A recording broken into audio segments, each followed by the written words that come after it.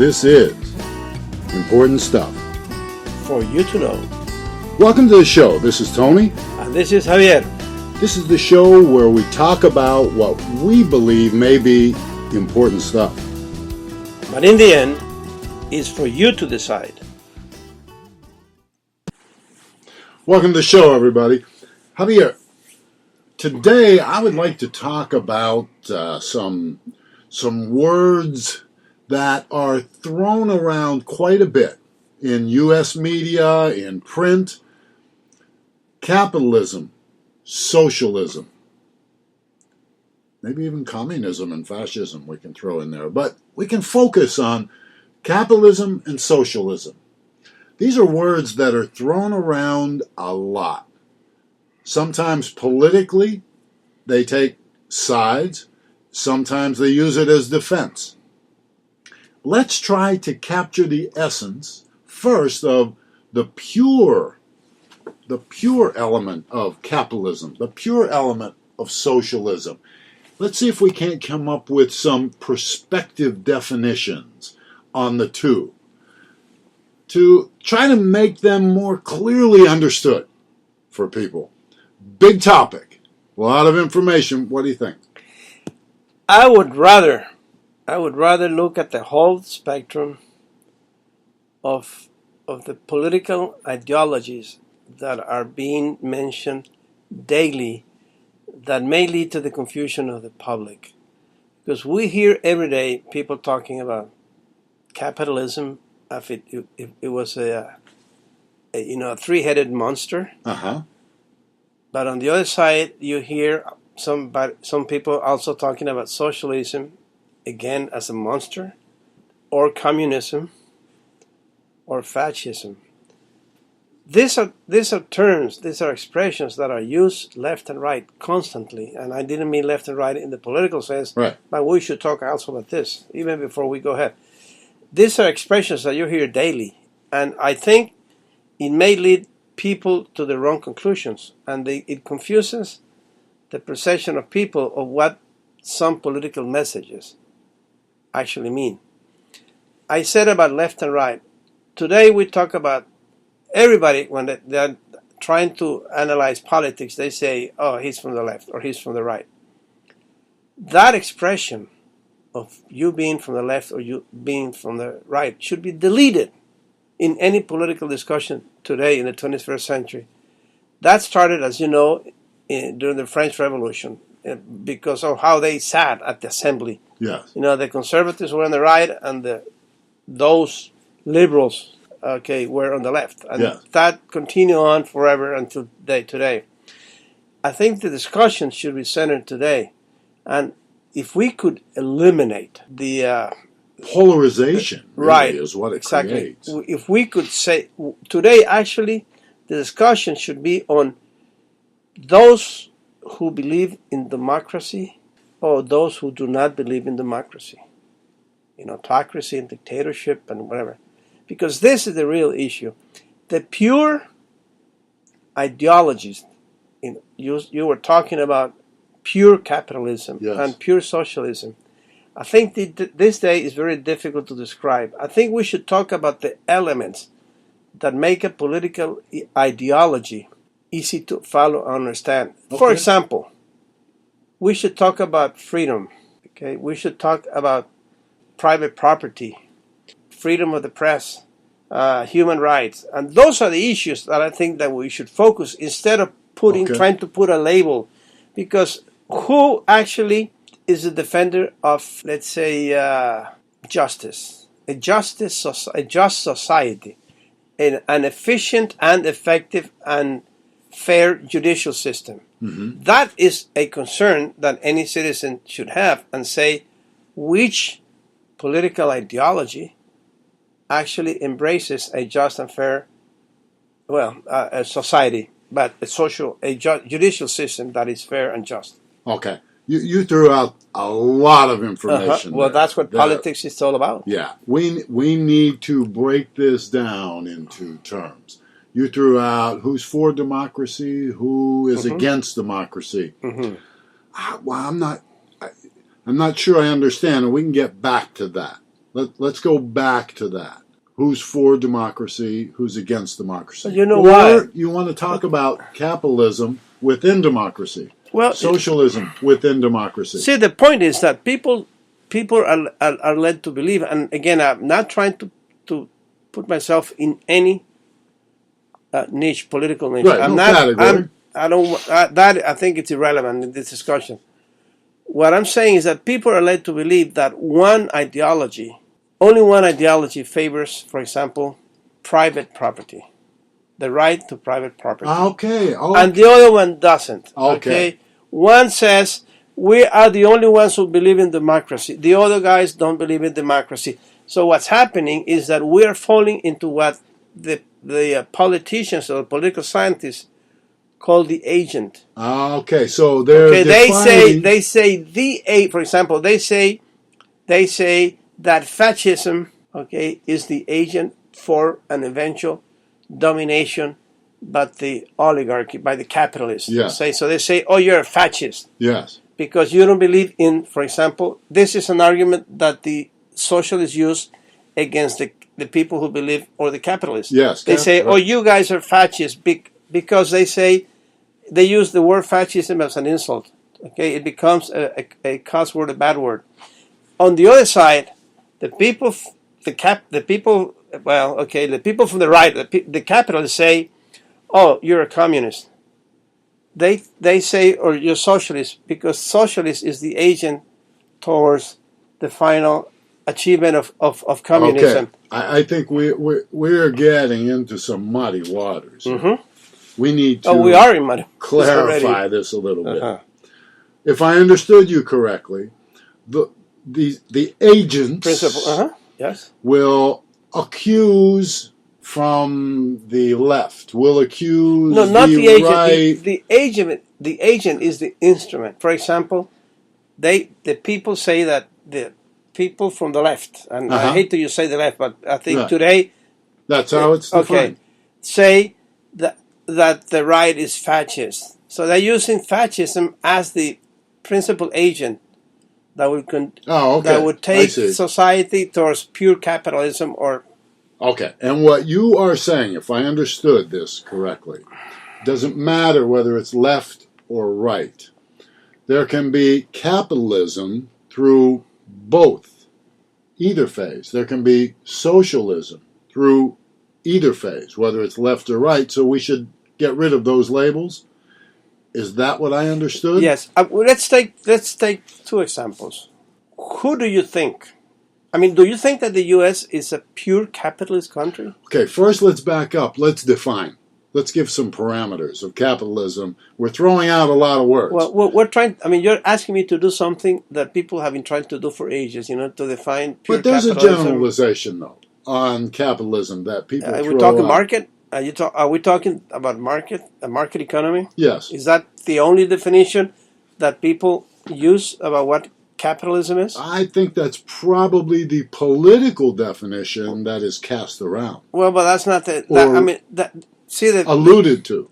Well, the market doesn't talk anything about the tenure of capital. Who owns the capital? That's why it's capitalism, because they say it was the capital in the hands of a few. Mm-hmm. So it had nothing to do with the free market. It originally came out as who owned capital. Okay. Who owned the equipment? Who owned the land? Who owned everything that was used to produce profit by having laborers use those tools who brought about a product that could be sold in the market and make money. Okay. It had nothing to do initially. But the evolution came to production controlled by those that had the capital and the resources, and pricing and goods and services. Pricing was generated by the market itself. Well, see, the thing is, I own the capital. This is what people would say. The capital owns the means of production. Therefore, they should be the ones who set the rules. So that's where you get the market economy. They don't want anybody to interfere with the market because they want to be free to produce whatever they want and sell it at the price that is determined by the supply and demand in the marketplace. So this is the continuation of the concept of who owns the means of production. But I think the second part of that, based on supply and demand of the market. You can produce a product and set the price, and you have complete control of where it goes in the distribution. Only if you're a monopolist.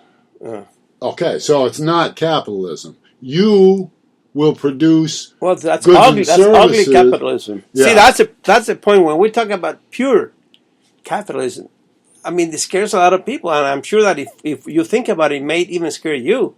I think going to the extremes, the pure interpretation of those ideologies is that it's very confusing to people, especially today. And my question to you was, what do you think? Where would you place the U.S. as a capitalist country? See, I don't think it's so confusing. I think capitalism, without looking at the pure history, looking at the evolution and what are we faced with now as a discipline of capitalism, is market-driven pricing based on supply and demand. You can produce a product, but if the market doesn't accept that there's a value there of the price that you're trying to sell it at, they won't buy it. You can't afford to produce it because it's profit motivated. See, but that's what drives. Again, the origin had to do with who owned the tools of production. So what's different today? Well, no, the thing is that, so we're talking about private property. So in pure capitalism, it means that I should be allowed to own what I have purchased legally, what I have earned. That's mine because it's a result of my effort. Well, I work for this, therefore it should be mine. Yes. Nobody should take it away from me. Nobody should. Okay, but this is now, since I own this land and this machinery, this means of production, I should be entitled to produce whatever I want. Absolutely. Now, so if that happens, so are you. So if I decide to produce only corn, but it so happens you also decide to produce only corn, so the two of us are producing the same product. People can only consume X quantity of corn. Right. So we both go into the market, so there will be there could be excess supply. Right. So what is going to happen? If people can buy it from me at one price, which is higher than yours, in a perfect market, which means that everybody has the information of what is being offered, they should know that you're selling it for less. What would they do? Where would they buy it? Because I'm profit driven in this model, I would probably... No, not you. I'm talking about the consumer. I know. The consumer... I understand what you're saying by the consumer, so it would cause price pressure. I would probably make the decision to supplement my corn production with bean production because I own the property and the equipment. But wait a minute. I'm selling at a higher price than you. I'm going to... What would the people... Where would the people buy the corn? Who would they buy it from? Well, they would buy it from me. Okay, so what's going to happen to me? You're going to be out of business. Exactly. So I have to lower the price to compete with you. Yes. That's a market. But initially it happened because I own the means of production. Right. I could decide what to produce.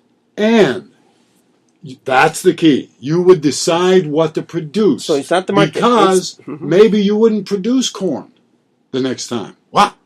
It's too much corn in the marketplace. Right. I will produce the demand. Nobody should tell me what to produce. That's right. This is the thing. Key. Nobody should tell me what to produce, how much to produce, and at what price to sell it. Exactly. So this is why now when we look at capitalism, they say we don't want government intervention because I don't want anybody telling me what I can produce, what can I own, how much can I sell, and what profitability. That's right. What profit. That's right. So thankfully, the magic hand, which is the market, acts as an arbiter.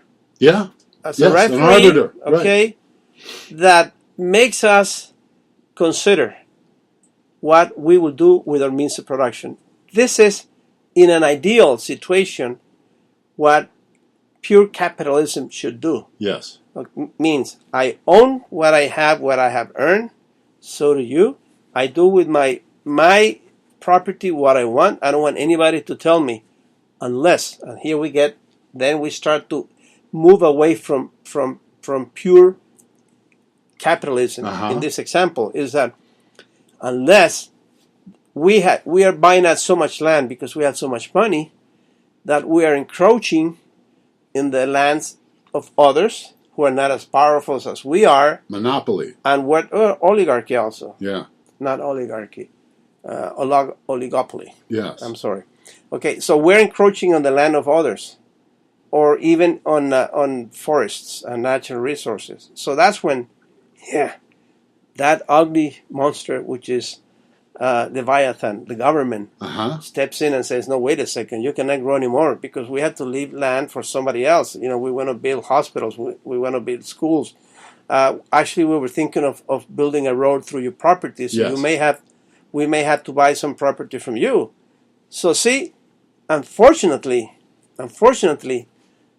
I believe that pure capitalism, it's utopic. It really doesn't. Well, that may be true, but in that example you just gave, I see that government, suddenly, which is who?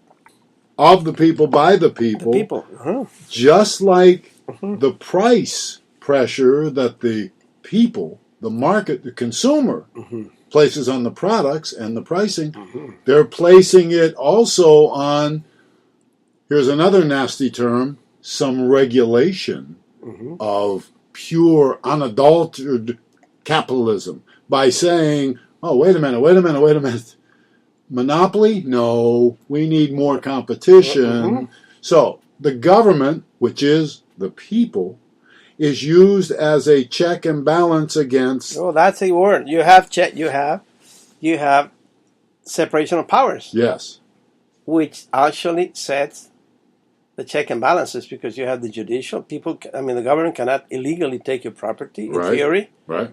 Okay. Then you have the government who sets the rules and regulations, how things should be done, and how you should be compensated whatever. So you have. Which is the people again. But it's a government. I mean, we cannot make this abstraction as many politicians do, as if the government was a monster by itself. Right. It is not. Ideally, it is not a monster by itself. Yeah. It's actually people being represented in an institution or institutions which make up the government. Okay. Wow. So it's not the monster that people say. Oh, the capitalists, the fascists. Yes. Because, again, they use that expression as the principal agent that will take society into that ugly territory, which is pure capitalism, where the worker, the proletariat, has no chance of survival because they will be eaten up by the rich. See, this is the message that I think it's horribly wrong and confuses a lot of people. Yes. And scares people when they look at capitalism as a monster. I think that's a good point. But the same thing happens. See, the same thing happens the other way. Well, let's do this. I think we have thrown out a lot of information and clouded up capitalism pretty well. We gave people a lot to think about. On the other side of the break, let's take that up. Let's look at it the other way, and let's pick up that other ugly term, socialism. Or communism. And let's try to define that. So we'll pick it up on the other side after a short break. Welcome back, everybody. Javier, let me summarize here. We put a lot of information out there on capitalism. Let me give a fair summary here, where capitalism is about the right to ownership. It's about personal responsibility. It's about product and price driven by the market, supply and demand. It's about keeping what you produce in the market. So, on the other side, or is it on the other side, we have socialism. I'm going to throw back to you the question you threw to me. You asked me at the beginning in the first segment, is the United States a true capitalist society? I think I didn't answer it, but I'm going to throw it back to you. Is the United States a socialist society? It is not a pure socialist society, and we will talk about a pure socialist society. It certainly is not a pure capitalist society, as many claim the country to be. I think this, again, it's a political play. It's a game playing. It's trying to scare people by saying that in capitalism, in a capitalist country like the U.S., the rich are going to, eat and take advantage, eat everything that the poor produces. They're going to take everything that they have, and they're going to keep all the money, and they are going to forget about the less fortunate. Again, a term that I don't like to use, but I fell into the trap again. So I would say, no, it is not a pure socialist, or it's obviously, and it's not a pure capitalist country. I don't believe that in the 21st century, anybody can believe on the purity of a social system or on the purity of a capitalist system. Nobody can believe that. Well, we certainly have several examples of social programs that fall into a socialism model.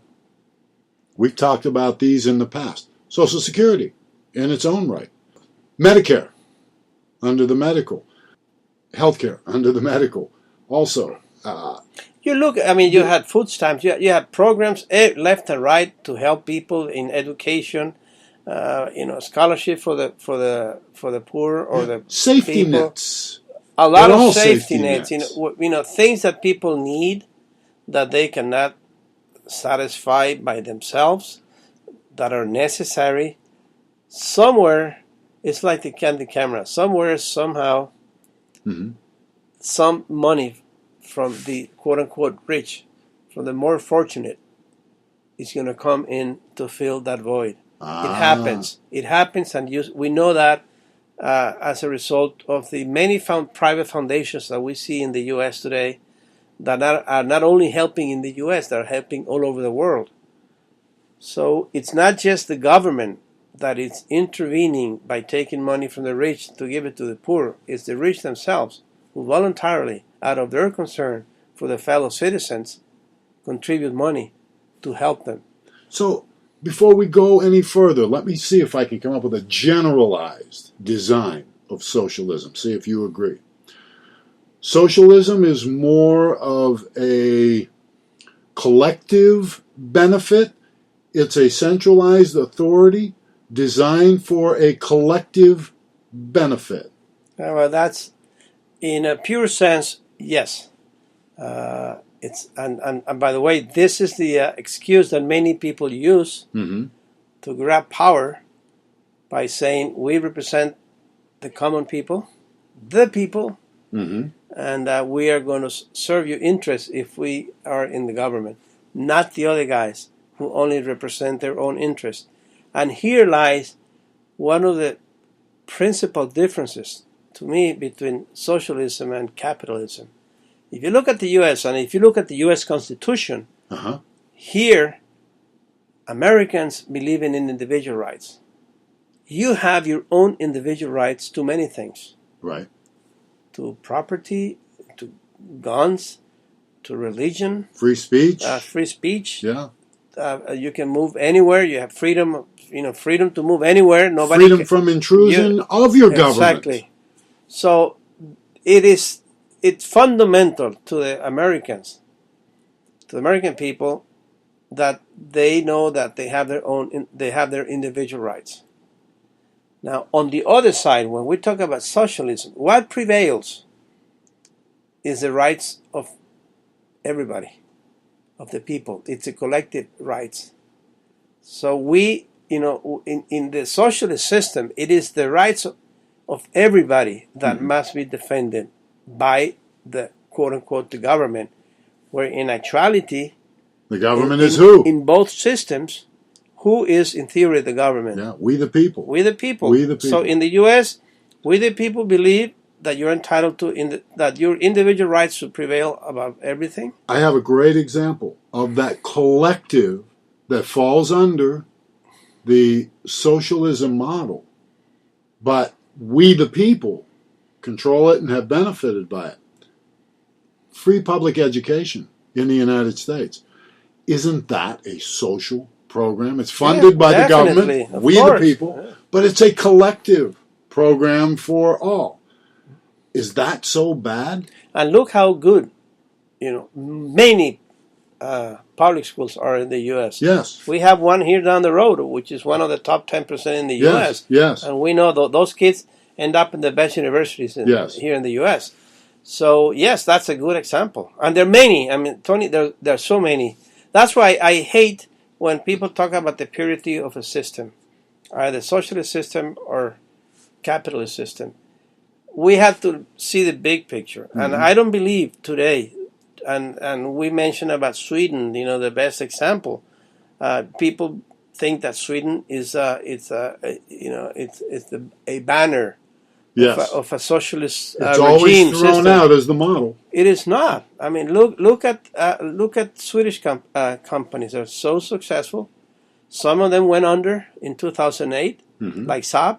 What happened? That's a good point. What happened? What did Sweden do? Nothing. The government and look at what's happening with General Motors, and look what's happening with Saab. Uh-huh. The Swedish government said it's a private company. Why should we, the people, help out this company? I mean, if they were mismanaged, if they didn't know what to do, they had no strategic plans that were contemplating this possibility. Why should we bail them out with our money, with people's money? Mm-hmm. And they didn't bail out Saab, and Saab ended up by being purchased by, I think it was Honda, some Japanese company. Yeah, I can't remember who it was. Yeah. Here in the U.S., it was the decision of the government to bail out General Motors, and we know how much money they put in and where the money went. Apparently, nowhere. Okay, and the company is alive because it was kept alive in intensive care by infusion of tremendous amount of cash, which costs a lot of money to people. Mm-hmm. Now. We don't have enough people at the TSA at the airports. Now they say they don't have enough money for firemen and for policemen and so on. Where did that money go to? It went out to Detroit, to the auto companies. So you see the difference. Yeah. And here, this is a capitalist country that bail out a corporation, a giant corporation. Yes. In Sweden, a socialist country. In theory, you would expect them to go and bail out this company because of the unions. And they say, we're not going to bail you out. You will be out of business. It's incredible, too, because in Sweden, and they do use this as well, this is a social model and it works. Well, Sweden is known as a socialist country, but they transitioned quite a while back into free market capitalism. Mm-hmm. Their exports now, they have an export surplus. Humongous. Huge. This seems to be the most critical difference in their economic, well, not the only one, but one of the more critical differences because they have infusion of new capital into the system through companies. Foreign investors. Investors. Of course. And it's taxed. Their tax rate very is high. Very high. Very high. But they collect the taxes, they deliver and they social programs. Feel that they get something in return. It's really a blend of socialism and capitalism that they found. Is it possible to live in this blend when you transfer? That country only has 8 or 9 million people. What you're saying and what you're presenting and what we're showing here to our listener is that it seems that the ideal system would be a fusion of what is happening or what is being defended by capitalism in one way, with what is proposed by socialism. So a point of confluence in the middle, where people talk about social responsibility in the capitalist system. So I believe that in a utopic world, we would be in the middle, and it would be a better world for everybody. Mm-hmm. The problem is that, for example, you see in the left, people they're saying that, for example, the Tea Party movement or the libertarians are the color guards, the banners of capitalism. They all think that way, which you and I know that is not the case. Mm-hmm. Here, the people from the right side of the continuum say, oh, socialism, they're going to take your property, they're going to take, the means of production, they want to control everything. They want to control everything. Well, that's communism. It's not socialism. Yes.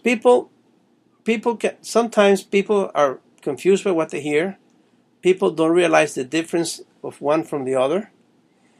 Can you say, for example, that using against Sweden, is Sweden like Venezuela? Because in Venezuela they talk about socialism. For example, in my country they talk about socialism. You think it's the same? Venezuelan socialism, the socialism of the 21st century, the Bolivarian socialism. Absolutely is it the same not. as Sweden? Absolutely not. No.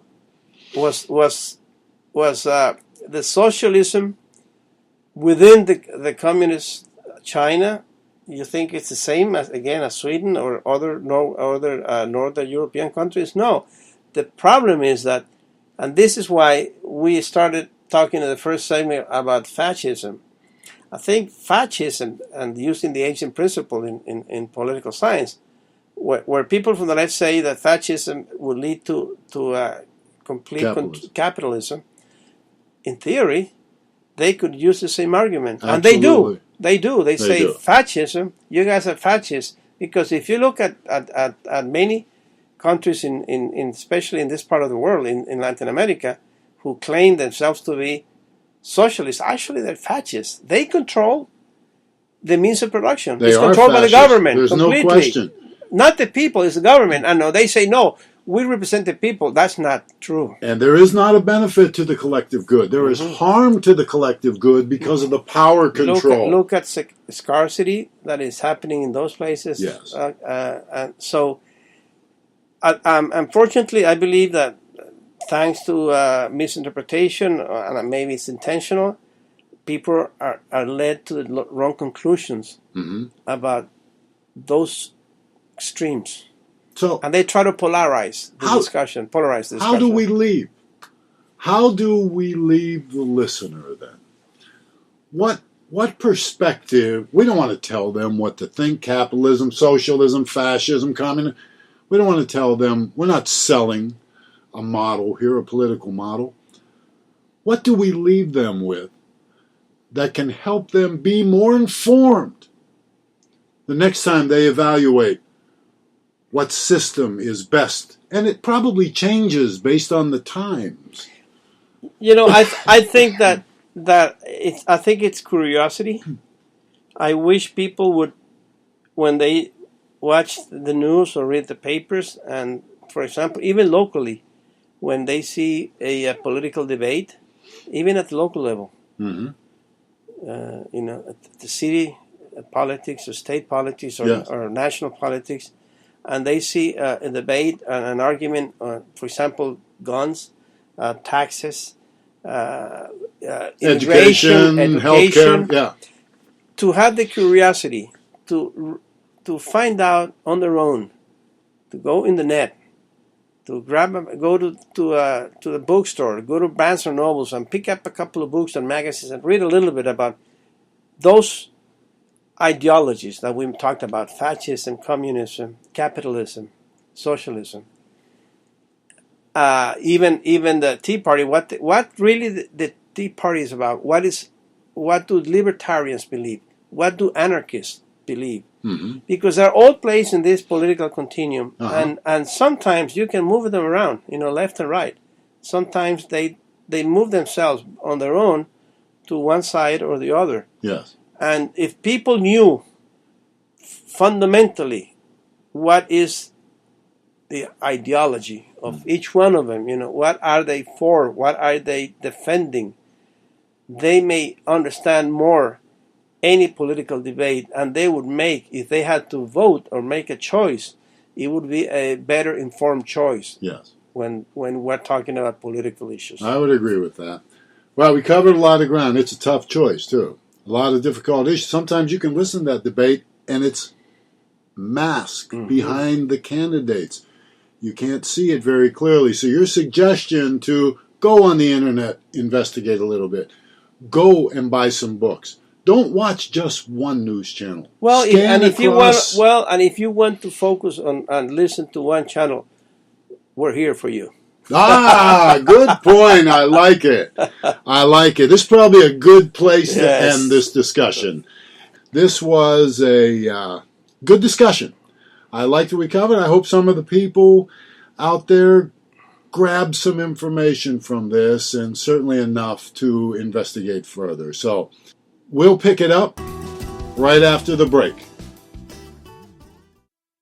Welcome back, everybody. Javier, this is a segment that we get a lot of feedback on, or suggestions. This is important stuff. Or is it? Well, I don't know.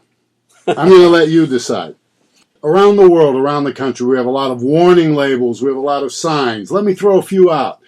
On a pudding package, everybody likes around the holiday especially. You make up warm pudding and then you chill it, and I think you're supposed to eat it after it's chilled.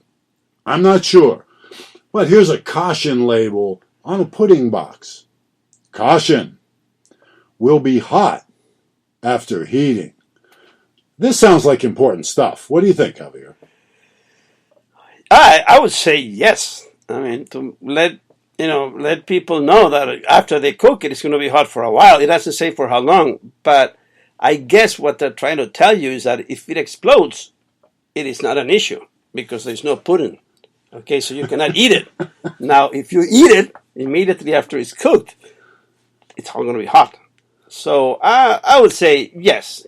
I mean, that's important stuff. It is important stuff, yes. Yes. Don't eat explodable pudding. Yeah, okay, I'll take that one. Okay, here we go. This is a hot topic for many of our female listening audiences out there. That they travel with their hair dryers, their blow dryers that they take everywhere. They use, many hotels have them, I guess, now. But a warning label on the side of a popular handheld hairdryer. Warning. Do not use while taking a shower. Wow, that sounds like important stuff. It is. Yeah, I think it has two purposes. Okay. One, that if you try to dry your hair while you're showering, the idea of drying your hair is not going to work because you dry it and you get it wet. That's one. And the second one is that probably they're warning you that you could get an electric shock if you try to do it in the shower. Now, is that important? Well, we have to realize that sometimes kids, girls, are late for a party and they want to shorten the time that they spend washing and drying their hair, and they may think that they can do it faster while in the shower. So, I think it's, I could. So that is important stuff. And when you consider speed and efficiency, right, being prepared, being ready on time, okay, I'll accept that. That is important stuff. Okay, Javier, this is one sent in from one of our listeners. You and I both remember back in the 60s and the 70s, those days of hallucinogenic drugs and everything, the black lights and body painting. And here's a warning label on one of those lava lamps. The colorful the red lava ones, the lamps. green ones. Beautiful. The warning says, do not ingest. You don't suppose someone ate a lava lamp while they were on drugs? Well, it depends what they were taking in those days, what type of, LDS? LSD? LSD, I never had that. Too expensive. No, maybe it depends on what state, the people were. Maybe somebody thought there was, something that looked nice to eat. I would say yes, but I doubt that they would read the label in the conditions they might be. So, you really think someone ate a lava lamp? I had some friends that had some friends pretty wild, Maybe they drank whatever the material is that causes the lava inside the lamp. I don't know. I guess people. Well, they would not eat the lamp. Okay, now I understand. Do not ingest. Do not ingest the lava. Okay. Not the lamp. I was confused for a moment. Yeah, it happens. Now, it happens. Now I know. Yeah, this is important stuff because I was confused. Well, Javier, we've come to the end of the show. We certainly had a good time, and we hope our listeners did too. Maybe along the way, someone even learned something. And remember, if you think something is important stuff, let us know and we will talk about it. So, until next time, hasta la vista.